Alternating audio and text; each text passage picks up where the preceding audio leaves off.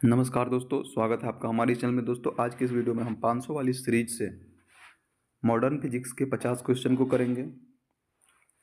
तो हमारा पहला क्वेश्चन है, फोटो वैद्युत प्रभाव की खोज किसने की। फोटो वैद्युत प्रभाव की खोज किसने की? तो फोटो वैद्युत प्रभाव की खोज हर्ट्ज के द्वारा किया गया है। 252 है कि फोटो वैद्युत प्रभाव किसे सिद्ध करता है। फोटो वैद्युत प्रभाव किसे सिद्ध करता है? तो प्रकाश कण का स्वरूप, प्रकाश के कण का स्वरूप को सिद्ध करता है फोटो वैद्युत प्रभाव। अगला है, फोटोन की ऊर्जा का सूत्र क्या है। फोटोन की ऊर्जा का सूत्र E बराबर hv। hv जो है वो फोटोन की ऊर्जा का सूत्र है। आगे का क्वेश्चन है, प्लांक नियतांक का मान लगभग कितना होता है। प्लांक नियतांक का मान कितना होता है? 6.63 गुने 10 के पावर -34 JS। अगला है, कार्यफलन निर्भर करता है। कार्यफलन किस पर निर्भर करता है? तो धातुओं की प्रकृति पे कार्यफलन निर्भर करता है। 256 है, सीमा आवृत्ति क्या है। सीमा आवृत्ति क्या है? तो न्यूनतम आवृत्ति जिससे इलेक्ट्रॉन निकले उसे सीमा आवृत्ति कहते हैं। 257 में है, द ब्रोंगली तरंग सिद्धांत किसके लिए है? तो कणों के लिए। द ब्रोंगली तरंग सिद्धांत किसके लिए है? कणों के लिए। आगे का क्वेश्चन है, द ब्रोंगली तरंगदैर्घ्य का सूत्र क्या है? तो लेमडा बराबर h/p। लेमडा बराबर h/p। अगला है, इलेक्ट्रॉन की खोज किसने की? तो जे थॉमसन के द्वारा इलेक्ट्रॉन की खोज किया गया। 260 में, प्रोटॉन की खोज किसने की? तो प्रोटॉन की खोज जो है गोल्डस्टीन के द्वारा किया गया है। वहीं न्यूट्रॉन की बात की करें तो न्यूट्रॉन का खोज जो है वो चैडविक के द्वारा किया गया है। अगला क्वेश्चन है, परमाणु नाभिक होता है। परमाणु नाभिक में क्या होता है? परमाणु के नाभिक में क्या होता है? तो प्रोटॉन और न्यूट्रॉन परमाणु के नाभिक में होता है। वहीं इलेक्ट्रॉन जो है नाभिक के चारों ओर चक्कर लगाता है। तो नाभिक के बाहर जो है इलेक्ट्रॉन होगा और प्रोटॉन और न्यूट्रॉन जो है नाभिक में होगा। प्रोटॉन और न्यूट्रॉन की बात किया जाए तो नाभिक में होगा प्रोटॉन और न्यूट्रॉन। वहीं इलेक्ट्रॉन जो होगा वो इसके बाहरी कक्षा में चक्कर लगाता है। इस तरीके के डायग्राम होंगे।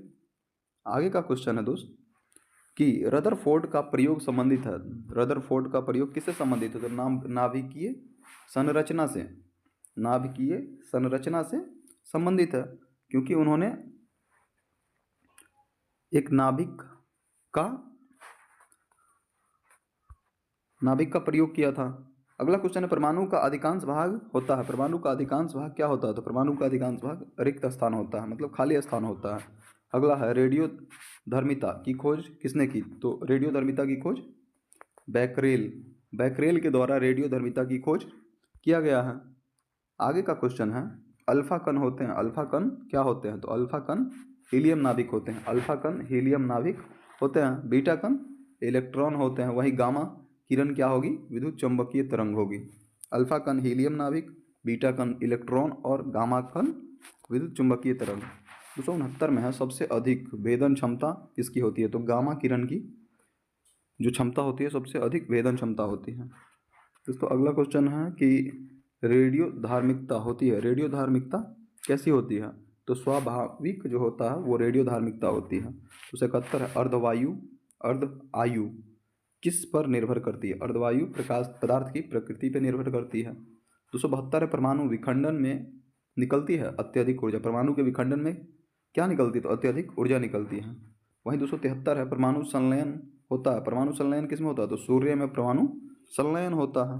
दोस्तों आगे का जो क्वेश्चन है, सूर्य जो है परमाणु संलयन के सिद्धांत पे कार्य करता है। अगला है, नाभिकीय ऊर्जा का स्रोत क्या है? तो द्रव्यमान दोष जो होगा वो नाभिकीय ऊर्जा का स्रोत होगा। अगला है, आइंस्टीन का समीकरण क्या है? तो E = mc²। E = mc²। बहुत ही फेमस समीकरण है ये, आइंस्टीन के द्वारा दिया गया। E = mc²। अगला है, परमाणु रिएक्टर में मंदक का कार्य क्या है? परमाणु रिएक्टर में मंदक का कार्य क्या है? तो न्यूट्रॉन की गति को कम करना जो है मंदक का कार्य है। न्यूट्रॉन की गति को कम करना। 277 है, नियंत्रण छड़ें बनी होती है। नियंत्रण छड़ें किससे बनी होती है? तो कैडमियम या बोरोन से बनी होती है। अगला है, लेजर का पूर्ण रूप क्या है? लेज़र का पूर्ण रूप क्या है? तो लाइट एम्प्लीफिकेशन बाय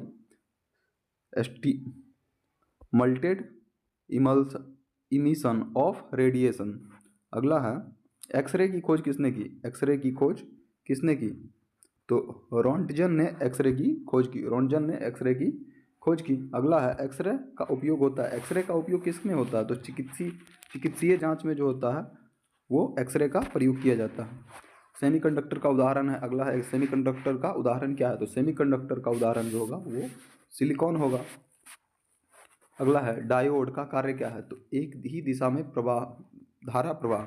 डायोड क्या करता है? धारा का प्रवाह एक दिशा में करता है। अगला है ट्रांजिस्टर के 3 भाग होते हैं। ट्रांजिस्टर के 3 भाग कौन कौन होते हैं? ट्रांजिस्टर के 3 भाग होते हैं एमीटर, बेस और कलेक्टर। एमीटर, बेस और कलेक्टर। अगला है एलईडी का पूर्ण रूप क्या है? एलईडी का पूर्ण रूप क्या है? लाइट इमिटिंग डायोड जो है वो एलईडी का पूर्ण रूप है। अगला क्वेश्चन है डिजिटल घड़ी कार्य करता है। डिजिटल घड़ी कार्य करता है तो डिजिटल घड़ी क्वार्ट्ज क्रिस्टलीय पे कार्य करता है। डिजिटल घड़ी जो है क्वार्ट्ज क्रिस्टलीय पे कार्य करता है।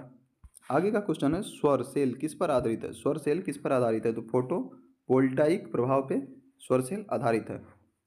287 में है परमाणु घड़ी का उपयोग करती है। परमाणु घड़ी उपयोग करती है सीजीएम जो है परमाणु घड़ी का उपयोग करती है।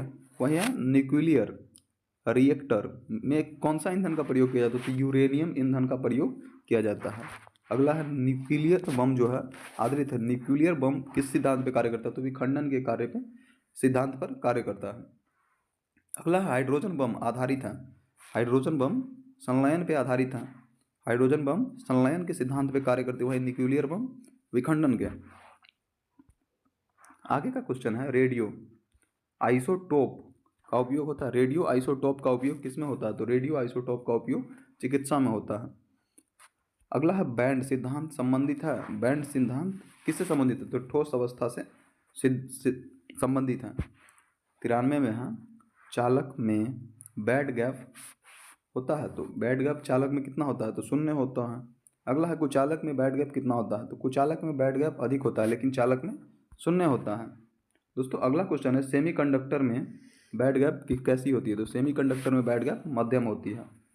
अगला है फोटो डायोड का उपयोग होता है। फोटो डायोड का उपयोग किसमें होता है? तो प्रकाश संवेदक में जो है फोटो डायोड का उपयोग होता है। 297 में है द ब्रोगली तरंगदैर्घ्य अधिक होगा जब वेग कम हो। द ब्रोगली तरंगदैर्घ्य कब अधिक होगा? जब वेग कम हो। 298 नाभिकीय बल होते हैं तो अत्यंत शक्तिशाली। नाभिकीय बल अत्यंत शक्तिशाली होते हैं। अगला क्वेश्चन है रेडियोधर्मी क्षय नियम का नियम है। रेडियोधर्मी क्षय का नियम क्या है? तो घातीय है। अगला क्वेश्चन है कि आधुनिक भौतिकी का जनक या मॉडर्न फिजिक्स का जनक किसे कहते हैं? तो मैंकस प्लांक को जो है मॉडर्न फिजिक्स का जनक कहते हैं। दोस्तों यदि आपको इसका पीडीएफ चाहिए तो आप हमारे टेलीग्राम चैनल से जुड़ सकते हैं। साथ ही इस तरह का और वीडियो के लिए आप हमारे यूट्यूब चैनल को सब्सक्राइब कर सकते हैं। मिलते हैं अगली वीडियो में, तब तक के लिए धन्यवाद।